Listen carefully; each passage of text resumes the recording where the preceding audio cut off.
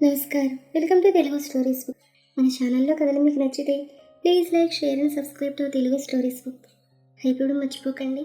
ఈరోజు కథ lover come husband episode 125 ఆఖరి భాగం విందాం. ఈ రోజుతో మన సుకృషిల ప్రేమ ప్రయాణానికి ముగింపు పలికేద్దామా? కథకి మాత్రమే, వాళ్ళ ప్రేమకు మాత్రం కాదు. ఇంకా కథలోకి వెళ్తే, ఆ రోజు నైట్ కృతికి ట్యాబ్లెట్స్ ఇస్తున్నాడు రిషి. కృతి కొంచెం లేచి కూర్చుంటోంది. రిషి తనకి పిల్లో సపోర్ట్గా పెట్టి ఇంకా ఏమైనా కావాలని అడిగాడు నార్మల్గా. ఏంటి రిషి, నువ్వు ఎందుకు అలా ఉంటున్నావు సీరియస్గా? నాతో సరిగా మాట్లాడడం లేదు అని అడిగింది కృతి. అదేం లేదన్నాడు రిషి. ఎందుకు లేదు? నాకు స్పృహ వచ్చి 15 రోజులైంది హాస్పిటల్లో. వస్తావు, తెలివిగా ఇంకొకళ్ళతో వచ్చి నా దగ్గర కూర్చుని టైం స్పెండ్ చేస్తావు. ఇవాళ మార్నింగ్ ఇంటికి వచ్చాక దింపేసి వెళ్ళి ఇప్పుడు వచ్చావు అంది కృతి. చిన్ను, ఈ టైంలో ఎక్కువ ఆలోచించకు, అదేం లేదు. నీకు ఇంకో 10 డేస్లో స్కానింగ్ చేస్తారు అన్నాడు రిషి. నాకు ఏ స్కానింగ్లో వద్దు, నువ్వు నాతో ముభావంగా ఉంటున్నావంటూ కళ్ళు తుడుచుకుంది ఎటో చూస్తూ కృతి. ఇప్పుడు ఎందుకు ఏడుస్తున్నావు అని అడిగాడు బాధగా రిషి. నీకు తెలియదా అంది కృతి. మరి నేను ఎందుకు కోపంగా ఉన్నానో నీకు తెలియదా అన్నాడు రిషి. తెలుసు, నీకు అట్టమొచ్చాననే కదా అంది కృతి. తెలుసు కదా, మరి అలా ఎలా చేసావని అడిగాడు. నా ప్రాణం కన్నా నాకు నువ్వెక్కువ కాబట్టి అంది. నాది సేమ్ డైలాగ్ తెలుగులో అన్నాడు. చెప్పానుగా, నువ్వు నా కోసం ఎంతో చేశావు అని కృతి అంటుండగా, అందుకని నీ ప్రాణాన్ని కూడా ఇచ్చేస్తావా? నీకేమైనా అయితే నేను ఏం కావాలి అని అడిగాడు కోపంగా రిషి. కానీ కృతి ఏం మాట్లాడలేదు. రిషి తన దగ్గరకు వచ్చి హక్ చేసుకుని, ఎంత బాధపడ్డానో తెలుసా నువ్వు నిన్ను అలా చూసేసరికి అన్నాడు తన కళ్ళలోకి చూస్తూ రిషి.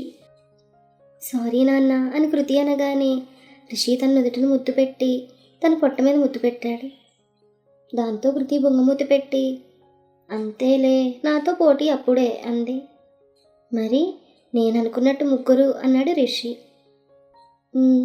మొన్న అక్క చెప్పింది, నెక్స్ట్ స్కాన్లో తెలుస్తుందని అంది. సరే, ఒక పాప 2 బాబులు, ఏమంటావు అన్నాడు. నువ్వేదంటే నేను అదే అంటానంటూ నవ్వింది కృతి. రిషి కృతి పక్కనే చేరి తన దగ్గరే తీసుకున్నాడు. లిప్స్ అందుకున్నాడు. ఆ తర్వాత బుగ్గలు. రిషి, నాకు డౌట్ అంది కృతి. మొదలెట్టావా అన్నాడు రిషి. సంజయ్ సంగతి అంతా మిత్ర చెప్పింది, నువ్వని తుక్కు తుక్కుగా కొట్టావని. మరి ఆ తర్వాత ఏం చేశావు అని అడిగింది కృతి. బుడ్డోడా, అవన్నీ నీకెందుకు, నువ్వేం ఆలోచించకు, హ్యాపీగా నువ్వు నేను మన బుడ్డోళ్ళు అంతే అన్నాడు. అయితే చెప్పనంటావు అంతేనా అంది కృతి.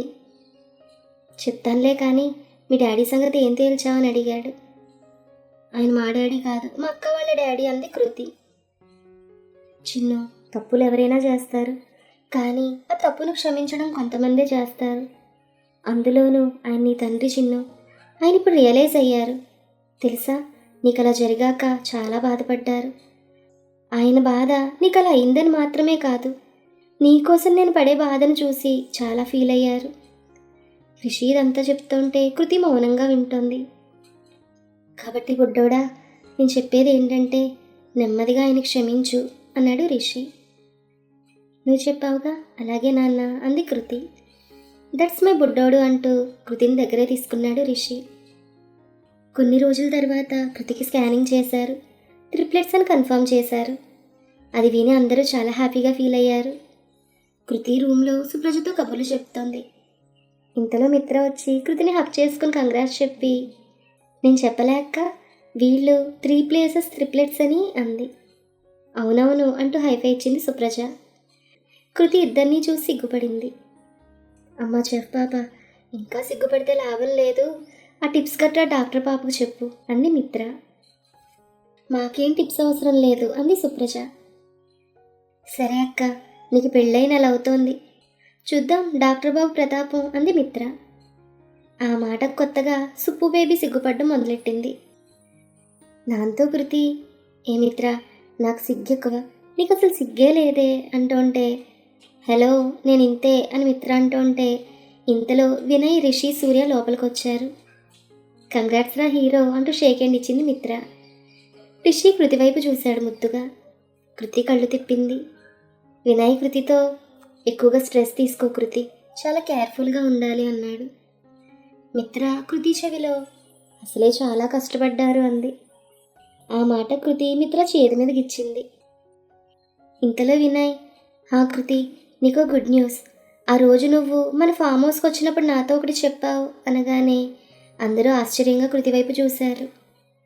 దేని గురించి అని అడిగాడు ఆశ్చర్యంగా రిషి. ప్రీతి వాళ్ళ పాప గురించి అన్నాడు వినయ్. అవును, నువ్వు డాక్టర్ బాబుకి ఏంటో చెప్తా ఉంటే ఇదని అనుకోలేదంది మిత్ర. ఏంటి బావగారు, ఆ పాప ఓకేనా అంది కృతి. నువ్వు చెప్పినట్లే నేను నా ఫ్రెండ్స్ ద్వారా ప్రొఫెషనల్ డాక్టర్ని రిఫర్ చేశాను. ఆయన వరల్డ్ ఫేమస్. పాపకి ట్రీట్మెంట్ ఇవ్వడం స్టార్ట్ చేశారు. రిజల్ట్ బాగుందని, పాప రియాక్ట్ అవుతుందని ప్రీతి కాల్ చేసింది. నాకు మరీ థ్యాంక్స్ చెప్తూ ఉంటే ఇంకా తప్పక నీ గురించి చెప్పానన్నాడు వినయ్. నాకు ఒక్క ముక్క కూడా అర్థం కాలేదంది సుప్రజ. మీ చెల్లి ఆ రోజు నాతో తనకు ప్రీతి మీద కోపం ఉన్నా ఏనాడు కూడా తనకి చెడు జరగాలని అనుకోలేదని, ఆ పాపను అలా చూశాక చాలా ఫీల్ అయ్యానని, ప్రీతిని చూస్తే జాలేసిందని చెప్పింది. నా ఇన్ఫ్లుయెన్స్తో మంచి డాక్టర్ని సజెస్ట్ చేయమంది. నిజానికి నేనంత దూరం ఆలోచించలేదు. సో కృతి చెప్పాక నేను తన హెల్ప్ చేశాను. అంటే చెల్లి, నీకు ప్రీతి మీద కోపం పోయిందా అని అడిగింది సుప్రజ. అక్క అంది కృతి. అబ్బో, అంత తొందరగానా? గుడ్ గుడ్ అంది మిత్ర. కృతి రిషి వైపు చూస్తూ, మా ఆయన వల్లే ఏదైనా, ఎంత ప్రేమించాలి, ఎలా క్షమించాలి, కోపం ఎక్కడ చూపించాలి, ఇవన్నీ నేర్చుకుంటున్నానంది కృతి. రిషి కళ్ళతోనే నవ్వాడు. అది చూసిన మిత్ర, రే సూర్య, వేసుకోరా సాంగ్ అంది మిత్ర. పతియే ప్రత్యక్ష దైవము దైవము దైవము అంటూ సాగదీశాడు సూర్య. అది విన్న వినయ్, రిషి లాభం లేదు, మనోడు తెలుగుకు తెగులు పట్టిస్తున్నాడు, మనమే ఏదో ఒకటి చేయాలన్నాడు. నీకు ఇంకోటి చెప్పాలి బ్రో, మన బావమతికి ఇంకో నేముంది, క్వశ్చన్ బ్యాంక్. ఎప్పుడూ ఏదో ఒకటి అడుగుతూనే ఉంటాడని కళ్ళెగరేశాడు రిషి. దాంతో సూర్య బిక్కమొహం వేశాడు. మరే, మన మామ వీళ్ళని బాగా గారాబం చేసి అలా తయారు చేశాడు మరి అన్నాడు వినయ్.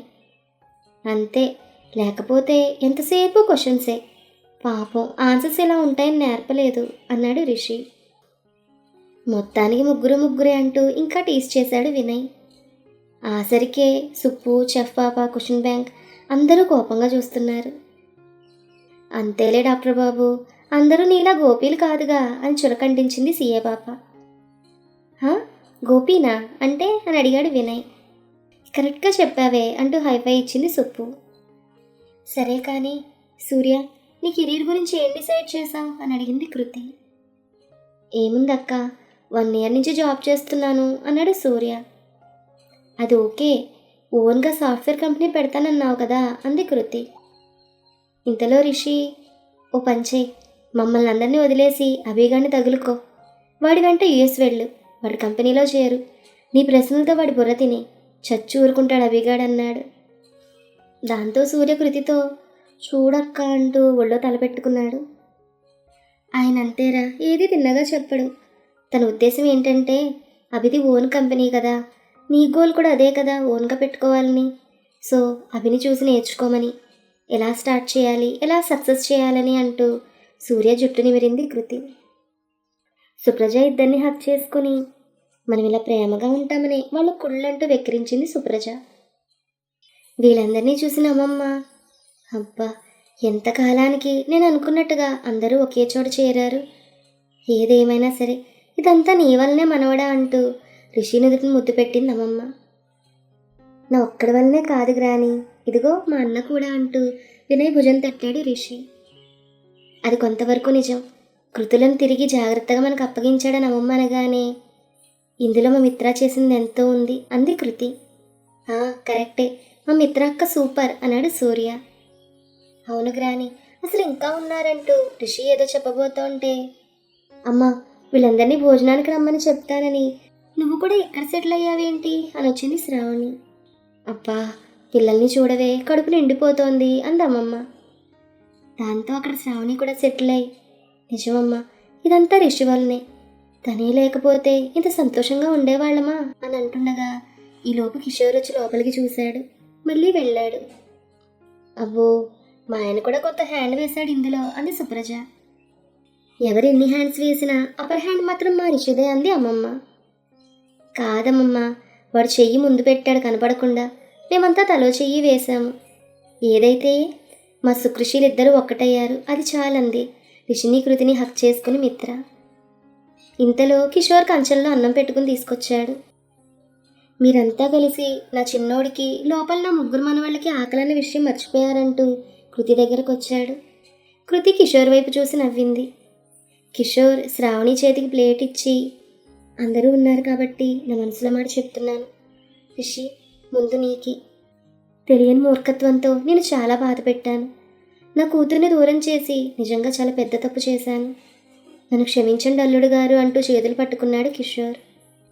దాంతో రిషి పైకి లేచి, ఇదిగో మామ, నువ్వు అల్లుడు గారంటే నేను మళ్ళీ మామగారు అనాల్సి వస్తుంది, కాబట్టి చిన్నల్లుడు అని పిలిచే చెప్తాను అని రిషి అనగానే, అవును డాడ్, చిన్నల్లుడు, ఇది బాగుంది అన్నాడు సూర్య.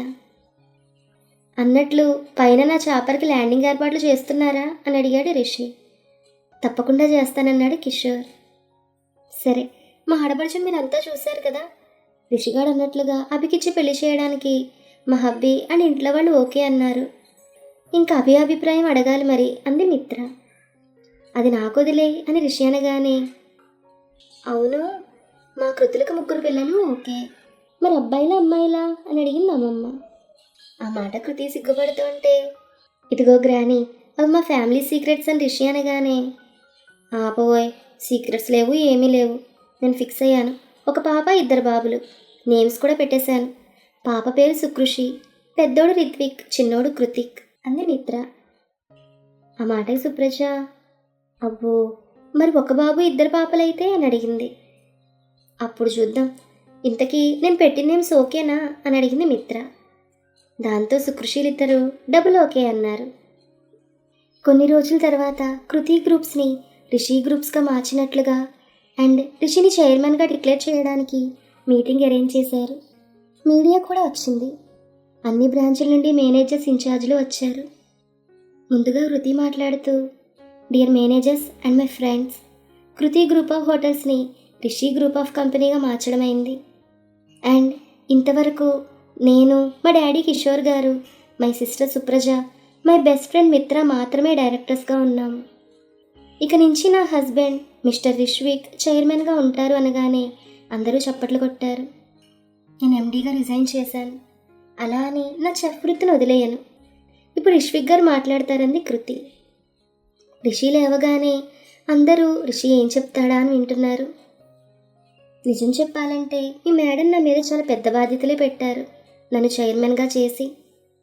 నా వైఫ్ సుకృతి మేము కాలేజ్ డేస్లో ఉండగా ఒక కొత్త విషయం నేర్పింది, డిగ్నిటీ ఆఫ్ లేబర్. చేసే పని ఏదైనా సరే అది చాలా ఆనందంగా ఇష్టపడి చేయాలి. పనికి చిన్న పెద్ద అని తేడా లేదని. నిజానికి నేను ఒక చిన్న బేకరీలో కంప్యూటర్ ఆపరేటర్గా చేశానని చెప్పుకోవడానికి చాలా హ్యాపీగా ఫీల్ అవుతున్నానన్నాడు రిషి. ఆ మాటకు అందరూ చప్పట్లు కొట్టారు. అలా నేను వేసే ప్రతి అడుగులో నాకు తోడుగా ఉండి ఒక ఫ్రెండ్లా, అమ్మలా నన్ను ఎంకరేజ్ చేసింది. చివరికి నా గోల్ రీచ్ అయ్యేలా చేసిందంటూ కృతిపై ప్రేమగా చూశాడు రిషి. అందరూ చప్పట్లు కొట్టారు. నేనైతే ఒక మనిషిని అంచనా వేయడానికి ముందుగా తనలోని పాజిటివ్ షేడ్స్ని ముందు చూస్తాను, నెక్స్ట్ నెగిటివ్ షేడ్స్.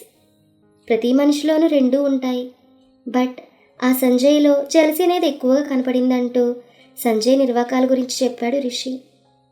ఇక్కడ నేను మీకు 2 ముఖ్య విషయాలు చెప్పాలనుకుంటున్నాను. ఒకటి, Sanjay Born with golden spoon. తనకి ఏది కావాలన్నా తన దగ్గరికే వచ్చేవి. తనకలా అలవాటయ్యి చివరికి జలసీ, అహంకారం తోడయ్యి పగను పెంచుకుని మనుషుల్ని చంపే వరకు వచ్చాడు. ఇంకొకటి, తను పుట్టడమే పేదరికం. తల్లి చనిపోతూ తమ్ముడిని అప్పగించింది. తండ్రి ఏమాత్రం పట్టించుకోలేదు. అయినా అతను ఏమాత్రం చిరాకు, కోపం, ద్వేషం లాంటి ఫీలింగ్స్ని చేరనివ్వలేదు. తను ఇంటర్తో చదువు ఆపేసి తన తమ్ముడిని ఎంబీఏ వరకు చదివించాడు. తనే మా డ్రైవర్ కాదు, అలా ఆ ట్యాగ్ ఇచ్చి తన్ని దూరం పెట్టలేను నేను. తనే కృష్ణ. ఒకప్పుడు సుకృతికి యాక్సిడెంట్ అయితే టైంకి హాస్పిటల్కి తీసుకెళ్ళాడు. అంతేకాదు, నాకు చాలాసార్లు హెల్ప్ చేశాడు. ఇలా తన పేరు చెప్పేసరికి కృష్ణ షాక్.